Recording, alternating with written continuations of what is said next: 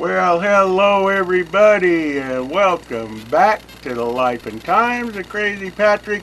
I know I haven't been around for a while, but I just wasn't feeling good. I finally got on some meds. I think I told you this in another video. If I haven't, I finally got on some meds.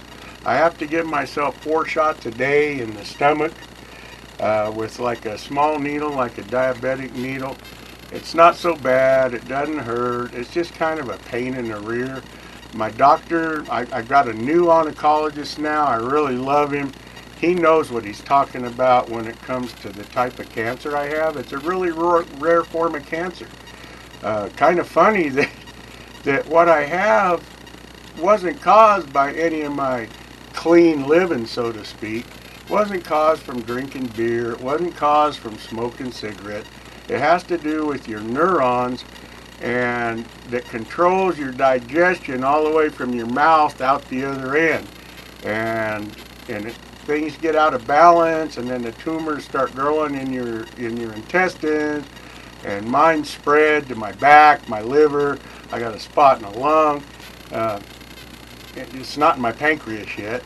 The good thing is it's slow growing, and hopefully on these meds it'll control my symptoms that mess you all up, but it will also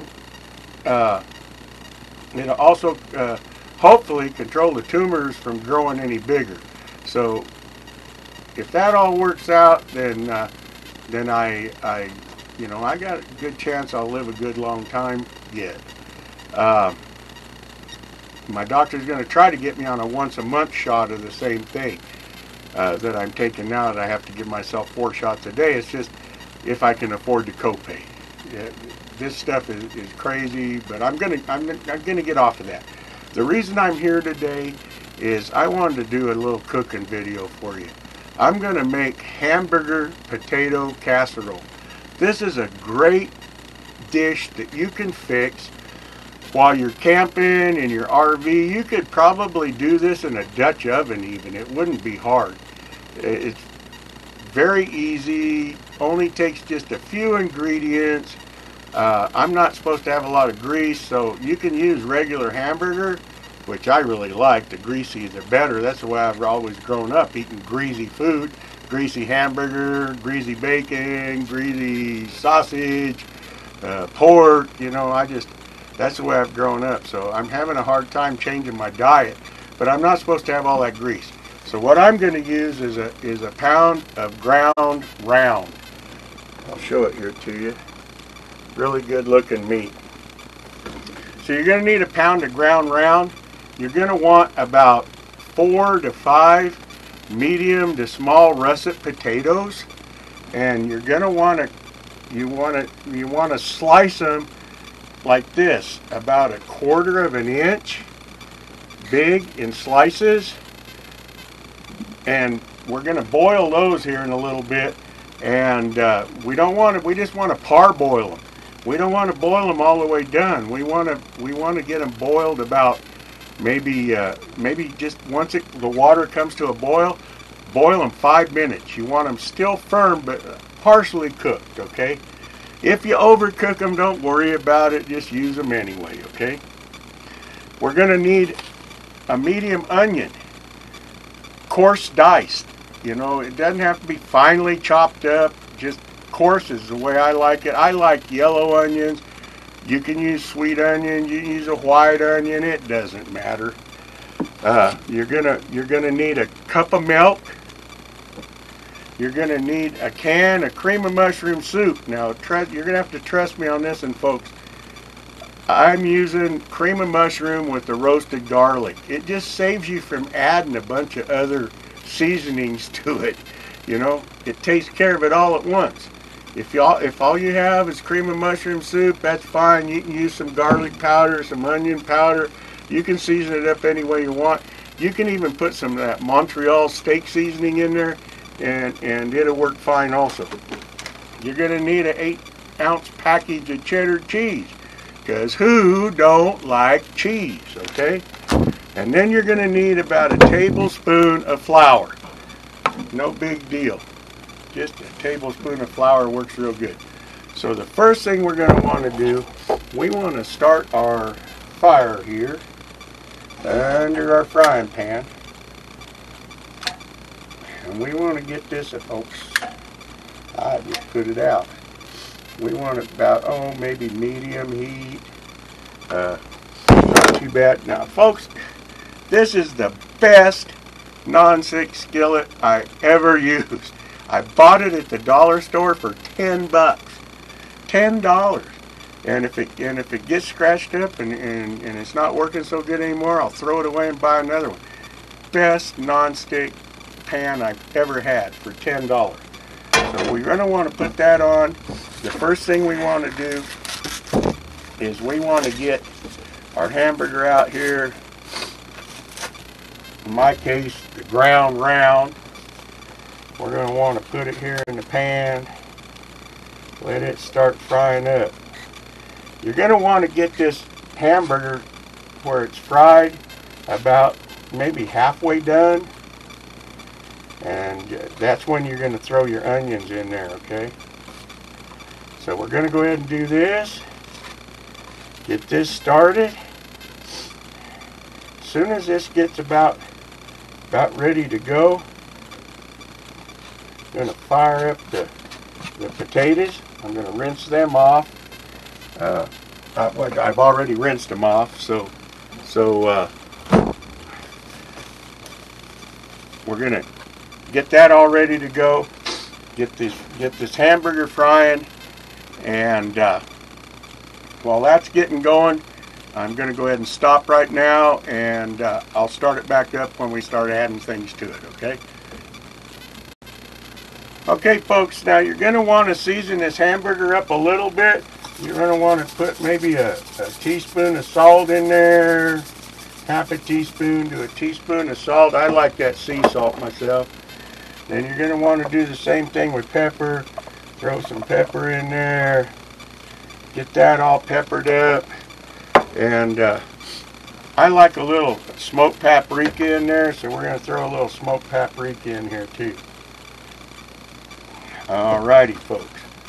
So there we go. Now we just got to wait for the hamburger to get about done, and then we'll start adding the onions. Okay, folks, we got that hamburger about halfway fried, so we're going to go ahead and add the onions now.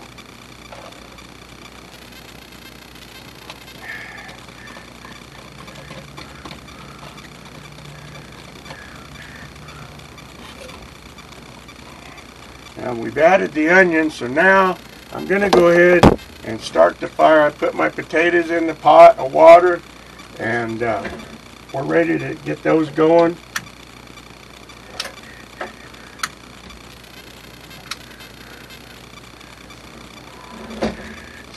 Now, potatoes love salt, so I put salt in my water with the potatoes.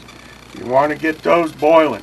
Now, again, you only want to, once these potatoes come to a boil, you only want to boil those potatoes for about 5 minutes, just to get them about maybe halfway done, where they're still firm, okay? I'm stirring my hamburger now. We're going to get this all going here.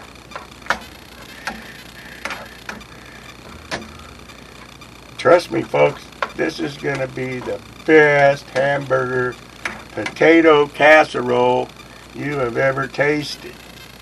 And it's so simple, you know.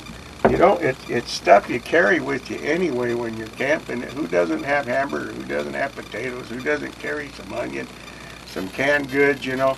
And it only takes maybe from start to finish, maybe an hour and maybe 15 minutes tops. It's not hard to fix. So while that hamburger is frying, gonna go ahead and watch these potatoes, get them boiling, and then we'll go from there. Okay, folks, now we're gonna add the cream of mushroom soup here. How easy is that? Nothing hard about this, making this. I've already started my oven. I have it preheating to to 375. And we're going to want that to heat up to 375. We're going to go ahead and stir this soup in here now, get it all. And at this point, we can just pretty much turn our fire off.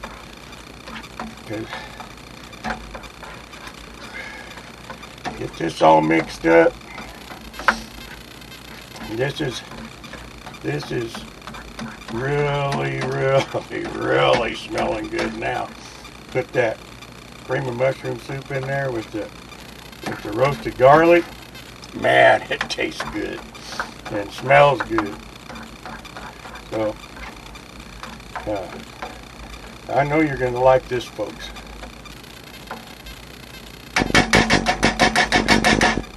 So we're going to let this go now until the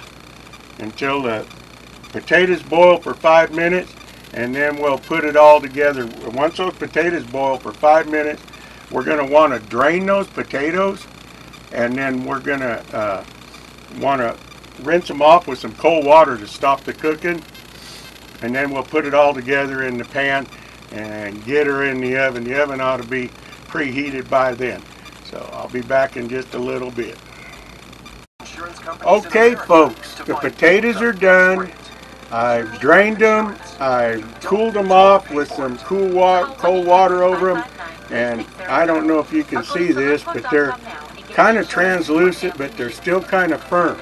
So what we want to do now, I've already oiled this pan so that hopefully nothing will stick. And now we want to put a layer, about half the potatoes, in the bottom of this pan. They're still a little warm, so.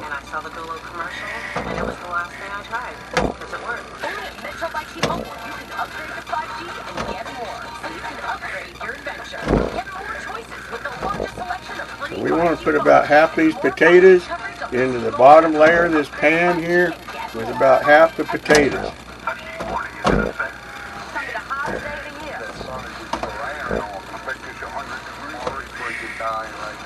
Kind of cover the corners, you know.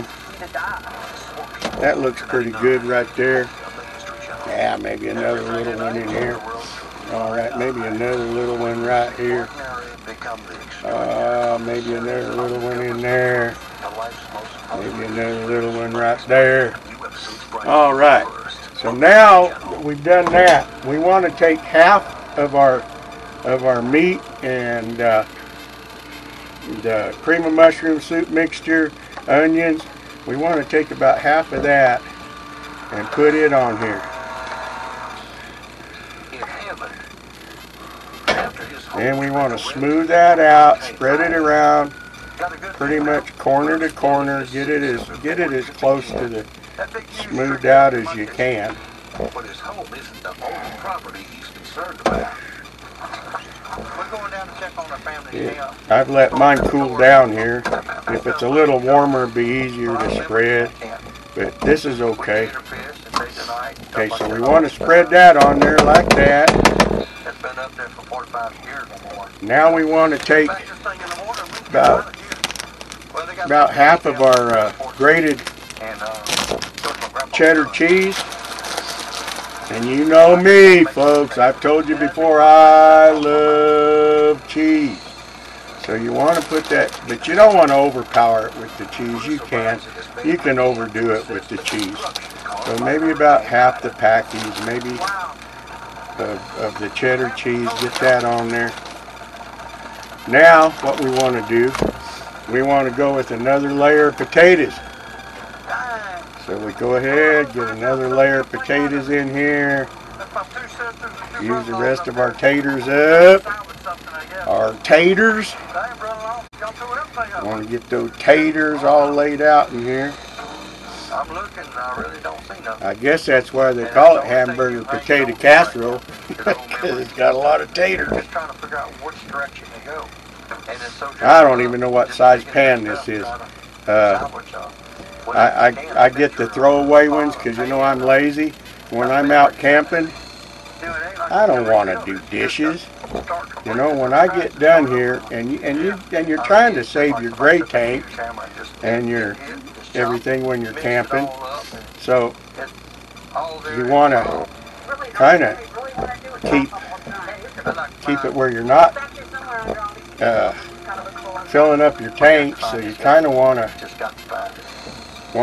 conserve. So the way I figure is when I'm done here, I can wipe out that non-stick skillet and I can wipe out this non-stick skillet and kind of, once it's wiped out, it don't take much to clean it up. And when that's done, you just have just a couple small utensils to finish cleaning. I might have should have got a little more of this in there, but I might have put a little too much on the bottom. But it'll all cook up and be good, I guarantee you. It's all going to be beautiful. So we're going to go ahead, get this all together. Now what we want to do is go ahead and put some more cheese on the top. And when I start boiling my potatoes, I turn my oven on, so it would be all preheated when I got this all done.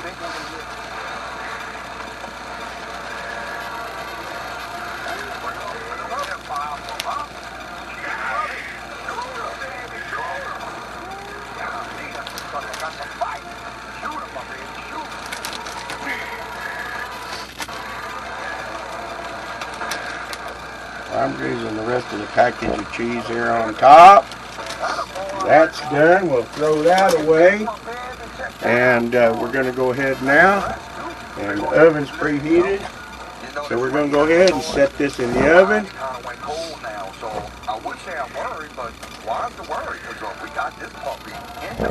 And we're going to leave that in there for about 35 minutes. And 35 to 40 minutes, and we'll be done with that. So, folks, while we're waiting for that in the oven, I was thinking about my dad the other day. And you know how I like to tell a few stories, you know. My dad was a great storyteller. I was thinking about my dad. When he was a kid, him and his friends were out messing around town. It was summertime, and they run across a badger, and apparently this badger they had Model A Fords back then. They was still running horses and buggies. So this badger apparently had got kicked by a horse in the head or hit by a car. And the badger was awake, but apparently this badger was stunned. Well, these kids come across this badger, and it wasn't aggressive, it was like friendly, you know. Little did they know this badger was just knocked about half unconscious. So they thought this badger was tame. So they got him a leash, and they put a leash on this badger, and they was leading that badger around town all day, thinking that this badger was tame. And so it came time for them, you know, afternoon, they had to get home, do their chores like they had to do back then. So my granddad owned a pool hall. All these kids, they knew that there was no way that they could take this badger home. Their parents wouldn't let them keep it, you know. So they went and took that badger back behind my granddad's pool hall. Back there was a dog pen back there. And it had a doghouse in it, and it had straw in the doghouse, and they got some dog food and water, put feeding water in there for the badger, and they put this badger in that pen, and they all went home. Well, the next day, they all got together and went down to check on their badger, And sometime during the night, that badger come to. And he had tore that dog pen all to pieces. Tore it up. And busted out of that dog pen and was gone. So my dad thought, you know, when he grew up, he thought, oh my God, if that badger would have come to when they was leading it around town on a leash, that badger would have chewed them all up, and probably a lot of them would have got hurt really bad. So lucky that badger stayed unconscious until they pinned him up and they went home for the evening. But I thought that was kind of a funny story. I thought I'd tell you about that. So we're going to go ahead now, folks. I'm going to leave this in the oven for about 35 minutes, and we're going to take it out, and I'll show you what it looks like and take a little taste of it. Y'all sit back, and I'll be right back. Alrighty, folks. This has been in the oven for about 35 minutes. And doesn't that look good? And so easy. And you can throw this together, I guarantee you, in an hour and 15 minutes. You have dinner. You can double up on the recipe, and you can feed a bunch of people with it. And it's everything that you can carry with you. Now, for a garnish piece, some people like to put on their plate some sour cream and some chopped green onion on it, but that's too fancy for camping. So I'm going to leave it at this. When you get it out of the oven like this, you want to leave it sit about 15 minutes. Cut her up, and it's ready to go. And I guarantee you, that's the best tasting hamburger potato casserole you'll ever have. So I want to tell you, have a great rest of your evening, and I'll catch you on the flip-flop.